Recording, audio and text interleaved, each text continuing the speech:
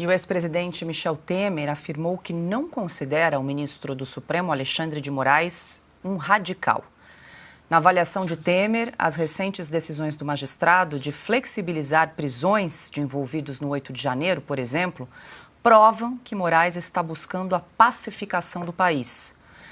Temer também elogiou Alexandre de Moraes no comando do Tribunal Superior Eleitoral durante as eleições de 2022 e declarou que, graças ao que chamou de coragem jurídica, o Brasil, abre aspas, deve muito ao ministro, fecha aspas.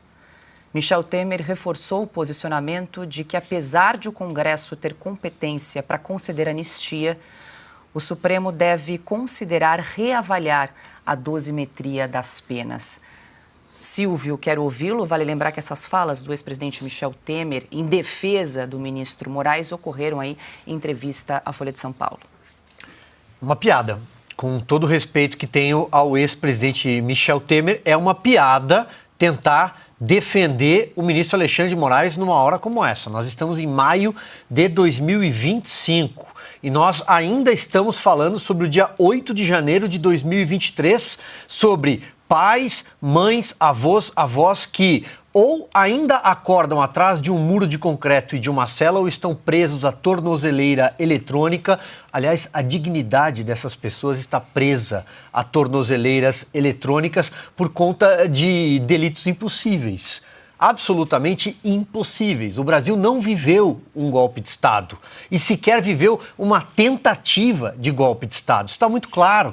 A Polícia Federal, durante anos, estou falando de 2 anos, passou tempo demais apurando o impossível em 900 páginas, com supostas, com todas as alternativas possíveis e não com afirmações, não chega à prova cabal de nada. Então, nós temos um relatório que é um verdadeiro roteiro hollywoodiano, cinematográfico, e essas pessoas continuam pagando por crimes que não aconteceram. E o presidente Michel Temer vai defender o ministro Alexandre de Moraes, que ele colocou lá no Supremo Tribunal Federal, dizendo que o ministro Alexandre de Moraes é generoso, dizendo que, olha, o ministro Alexandre de Moraes está soltando determinadas pessoas, está abrandando determinadas penas que jamais deveriam ter sido impostas. Esse é o ponto. Essas pessoas não deveriam ter passado tanto tempo trancafiadas, ter sido embarcadas em ônibus e levadas para um ginásio da Polícia Federal e depois na Papuda e depois na Colmeia, no caso de mulheres. Isso foi uma tortura. Alguns vândalos, de fato, se infiltraram naquela massa e cometeram crimes de depredação de patrimônio e ponto, acabou aí. A partir daí, qual deveria ter sido o trabalho da polícia, dos investigadores, do Ministério Público e afins? Individualizar as condutas, buscar provas materiais contra as pessoas e não, como diz o ministro Alexandre de Moraes, simplesmente tentar incriminar e condenar pessoas por crime de massa. Associação criminosa armada, nós continuamos falando em associação criminosa armada com o quê? Com estilingue, armada com batom, já não está muito claro, essa farsa já não caiu. Se não caiu, para quem?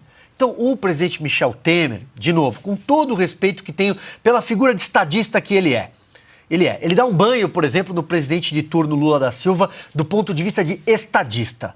Mas querer defender Alexandre de Moraes, a generosidade de Moraes agora, me desculpe, Michel Temer, além de outras barberagens que o senhor anda falando, tentando dizer que existe algum caminho eleitoral para 2026 sem o apoio e a presença na urna, aliás, de Jair Bolsonaro. Lembra a peça, diga. Desculpe, o título da peça disso tudo, do Nelson Rodrigues, né? Perdoa-me por me traíres. Quer dizer, é o sujeito que pede desculpas para a mulher porque a mulher está traindo. É isso aí, perdoar o Alexandre de Moraes pela bondade, porque ele concede o direito de ficar em liberdade com tornozeleira eletrônica. E se fosse vítima do que faz o Alexandre de Moraes, o próprio Michel Temer, que o indicou. E se ele fosse tratado assim, quando presidente, ou ex-presidente? Ele também diria que prestou grandes serviços ao direito.